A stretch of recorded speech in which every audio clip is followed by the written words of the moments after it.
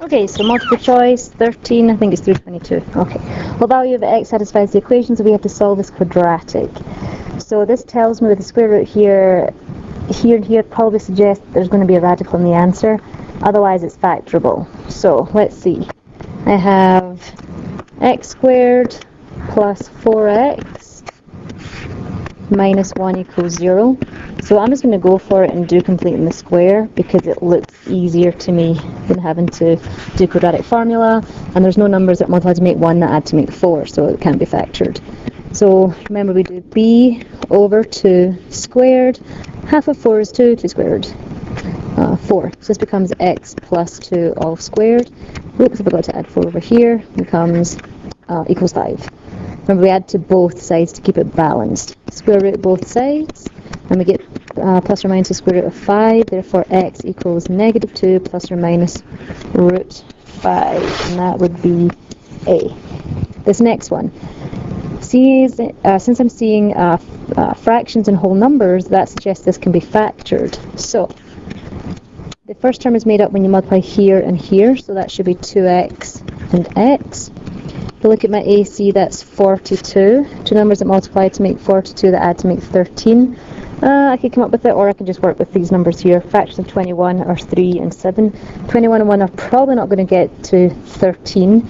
So remember, it's these numbers and these numbers that multiply and then make the two numbers here that add to make negative 13. So if I put 7 here, I get 14, and then I get 3. It's not going to be that, so I have to put a 3 here and a 7. So that gives me 6x and 7x. If I make them both negative, which means these are both negative, then I get negative 13. So from there, it's just 2x minus 7 equals 0. Move that over. That becomes 7 over 2. And x equals 3, so A. Next, this one's quite easy. We just set both parts equal to 0. Make sure that you do this. Don't skimp on that because you don't want to mess up your work. And that gives you negative 3 and positive 7, so it looks like E. This one here, possibly, again, looking at the answers, I could factor this. So AC is 6. Two numbers that multiply to make 6 and add to make 5, because this is going to be x, and x is no 1s in front. And they multiply together, and these two multiply together have to add to make negative 5. So this is positive 6. So there's two ways you can make 5. 6 and 1 or 3 and 2. If I do 6 and 1, one has to be positive, one has to be negative. But this is positive 6, so that means both have to be negative. So it has to be negative 3 and negative 2. And there is no 6 and 1 over here, so that's another hint as well. Positive 3, positive 2. Solutions to this equation here, 4x squared plus minus 4x plus 4. We put this over here. Now, there's a couple of ways you could do this. You could complete the square on this. You could do the quadratic formula. I'm actually going to divide everything out by 4 and then do the quadratic formula. So x equals negative b plus or minus the square root b squared minus 4ac all over 2a. So you get 1 plus or minus the square root of 1 minus 4 times 1 times 1. So I'm seeing a negative in here. And what do I mean by that? A negative under the square root. So you get 1 plus or minus the square root of 1 minus 4 is negative 3 all over 2.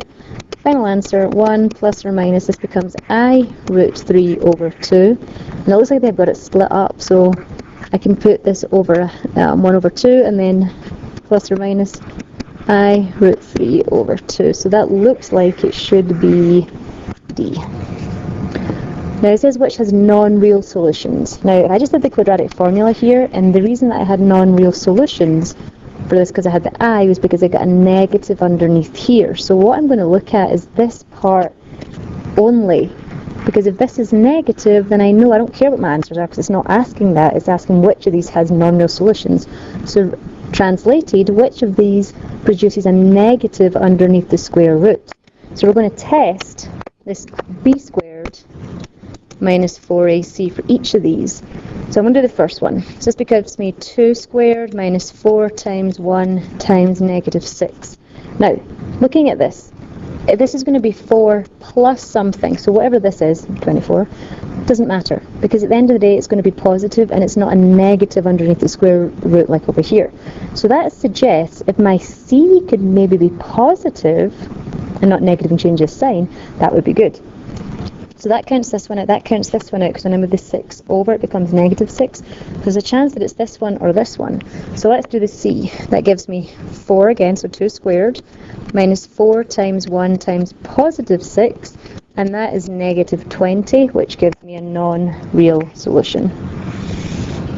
Convert the following to standard form, we just multiply it out, so put the negative on the outside, do the x minus 1 times x minus 1 to get x squared minus 2x plus 1 plus 3. Change all the signs from inside the parenthesis. Oops, sorry, that should be a 1. And that gives me negative x squared plus 2x plus 2. So A. 20 here. I'm going to multiply inside the parenthesis first. X squared, that gives me negative 4x plus 1, so negative 3x minus 4.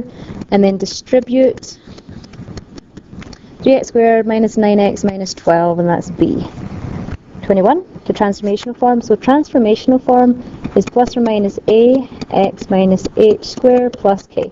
So it's really important that you know which forms we're going to use here. This tells me I need my h and my k. So in order for me to get the h from standard form, which is this, then it's negative b over 2a. So negative 6 over 2 times 3 gives me h equals negative 1. So immediately, since it's x minus h, x minus negative 1 tells me it's either going to be b or d, because it becomes x plus 1. Put the negative 1 back in, that gives me 3 times negative 1 squared, plus 6 times negative 1 minus 2. So 3 minus 6 is negative 3, minus 2 is negative 5. So B. And in this last one, transformational form here, again my h this time, I have to find my m plus my n and half it. My m is negative 2, remember we changed sign, plus 6 over 2. So that gives me 2 because it's 4 over 2. So that tells me it's x minus 2. So again it's B or D. Put the 2 back in, so it's negative 2 plus 2 times 2 minus 6. So that's negative 4 times negative 4, so positive 16. So that looks like it's D. Okay, we're done.